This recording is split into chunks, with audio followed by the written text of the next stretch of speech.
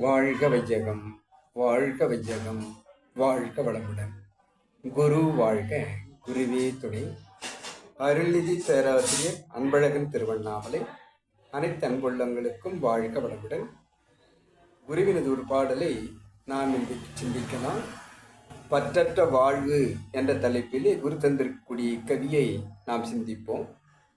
நெற்றியில் உச்சியில் ஞாபகமாயிரு, உற்று உற்று பார்த்திடு உன்னை உலகை பின், கற்றபடி நட கருத்து விழிப்புடன், பற்றற்று வாழும் பழக்கம் உண்டாகிடும். வாழ்க வளமுடன். நெற்றியில் உச்சியில் ஞாபகமாயிரு. ஆக்ஞா சக்கரத்தில் இரு புருவ மையத்தில் நினைவு செலுத்தி தவம் எடுத்துக்கொண்டு குருவை பற்றி கொண்டு குரு தந்திரக்கூடிய ஆக்கினை தவத்தை முறையாக நெற்றியில் உச்சியில் ஞாபகமாயிரு. ஆக்கினை சென்று துரியம் செல்லு, உற்று உற்று பார்த்திடு.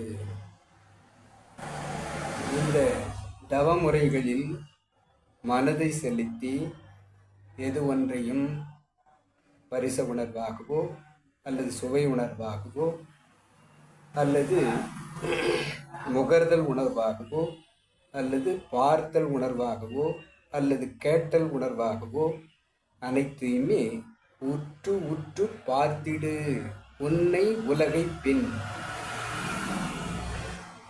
நாம் அனுபவிக்கும் இன்பங்கள் ஆகட்டும் அல்லது உலக இன்பங்கள் ஆகட்டும் அனைத்தையுமே ஆக்ஞா சக்கரத்தில் இருந்தபடியே நாம் நினைவு செலுத்தி கவனிக்க வேண்டும்.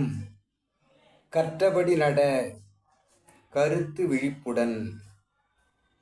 தவமுறையை கற்றுக்கொண்டு இதை பற்றி கொண்டு மனதை அங்கே விழிப்பு நிலையில் வைத்து நாம் நடந்து கொண்டே இருந்தால் எது ஒன்றையும் பஞ்சத்தன் மாத்திரையாக உணர்வது அத்தனையும் உச்சியில் ஞாபகமாயிரு. நெற்றியில் சென்று உச்சியில் ஞாபகமாக இருப்பதாக நம்மை மாற்றி வைக்க வேண்டும். பற்றற்று வாழும் பழக்கம் உண்டாகும்.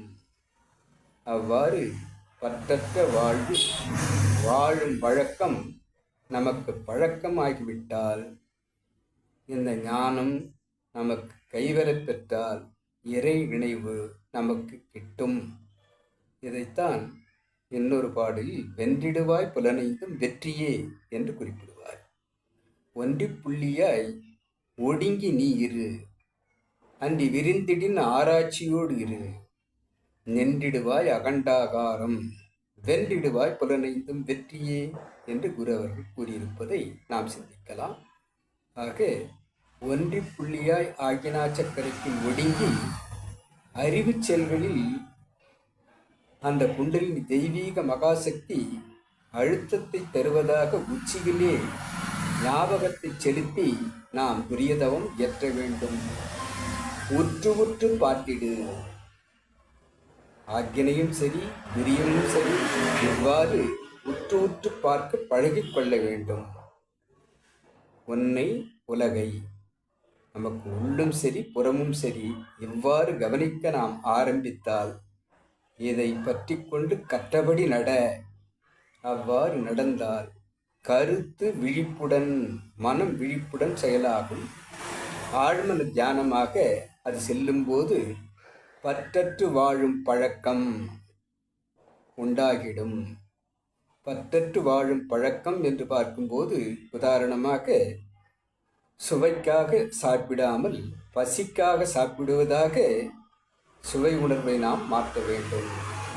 இதேபோல் பரிச உணர்வும் சரி மற்ற உணர்வுகளும் சரி நமக்கு தேவைக்காக மட்டுமே உபயோகம் பண்ணுவதாகவும் தேவையை தாண்டி நாம் உபயோகிப்பதாக இருக்கக்கூடாது என்பதாக அளவு முறை காப்பதாக இந்த பழக்கம் கற்றபடி நட கருத்து விழிப்புடன் என்று கூறுவார். வென்றிடுவாய் புலனைந்தும் வெற்றியே. இவ்வாறு செய்தால் ஆன்மீகத்தில் சாதனை செய்ய முடியும். அந்த சாதனையில் இறை இணைவு நமக்கு கிட்டும் என்பதாக கூறும் குருவினுடைய சிந்தனையை என்னுள் ஏற்படுத்திய இறைநிலைக்கும் குருநிலைக்கும் இதுகாரும் செவிமடுத்த அனைத்து அன்பு உள்ளங்களுக்கும் நன்றி நன்றி நன்றி. வாழ்க வளமுடன் என வாழ்த்து நிறைவு செய்கிறேன். வாழ்க வளமுடன்.